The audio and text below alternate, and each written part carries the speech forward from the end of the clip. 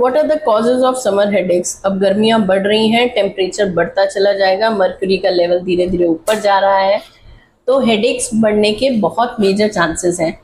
Young females में और बच्चों में, स्कूल गोइंग एज में बहुत ज़्यादा हेडेक्स जो हैं आजकल देखे जा रहे हैं। मेरे पास तो बहुत केसेस आते हैं समर हेडेक्स के, माइग्रेन के। तो क्या कारण है इन सब हेडेक्स का? पॉइंट नंबर 1, एक्सपोजर टू सन। क्योंकि जिस तरीके से हीट बढ़ती है या सन का एक्सपोजर होता है, तो उसमें हमारे जो जॉइंट्स होते हैं, हमारे स्कल में जो जॉइंट्स होते हैं, जैसे हमारे shoulder joints, elbow joints, finger joints हैं, ऐसे ही हमारे स्कल में भी सूचर्स होते हैं, जॉइंट्स जो कि इन्फ्लेम हो जाते हैं। तो सन के एक्सपोजर से, हीट से, उनमें इन्फ्लेमेशन होने की वजह से हमको हेडेक के चांसेस जो हैं वो सबसे ज़्यादा बढ़ जाते हैं।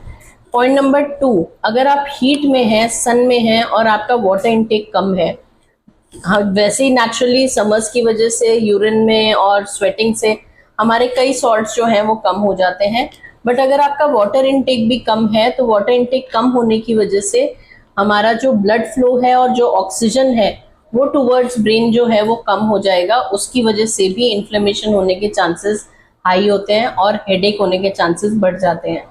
Point number 3, electrolyte imbalance, sweating, urine, loss of water from the body. जो हमारे सॉल्ट्स होते हैं, natural salt, sodium, potassium, chloride, ये सब डिप्लीट हो जाते हैं। तो बहुत ज़रूरी है कि हम समर्स में अपने वाटर इनटेक का ध्यान रखें। अगर हम कहीं भी बाहर जा रहे हैं तो हमें घर से वाटर कैरी करना ज़रूरी है, क्योंकि इन केस कहीं हीट स्ट्रोक हो जाता है तो आपको पानी बहुत हेल्प करेगा। Point number 4, changes in sleep pattern. Winter से समर सीजन आता है तो नेचुरली आपकी जो स्लीप साइकिल है वो चेंज हो जाती है। तो आप अगर कम आज सो रहे हैं और आपकी नींद पूरी नहीं हो रही, तो आपको हेडेक होने के चांसेस सबसे ज़्यादा हाई हो सकते हैं। एलर्जीज एंड साइनसाइटिस, जिन लोगों को साइनस की प्रॉब्लम होती है उनके साथ एक चैलेंज आता है समर्स में, क्योंकि फैन की स्पीड और अगर एसी ऑन है तो उसमें उनको इन्फ्लेमेशन हो जाता है साइनसेस का, फ्लेम जमने लग जाती है आपके साइनसेस में, पोस्ट नेजल ड्रिप भी हो सकता है।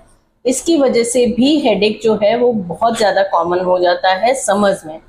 तो अपने होम्योपैथिक डॉक्टर से मिलके अपने सारे सिम्टम्स उनसे डिस्कस करिए और वो आपको ज़रूर हेल्प करेंगे विद योर रेमेडी, जो कि आपके लिए सिर्फ कस्टमाइज्ड होगी।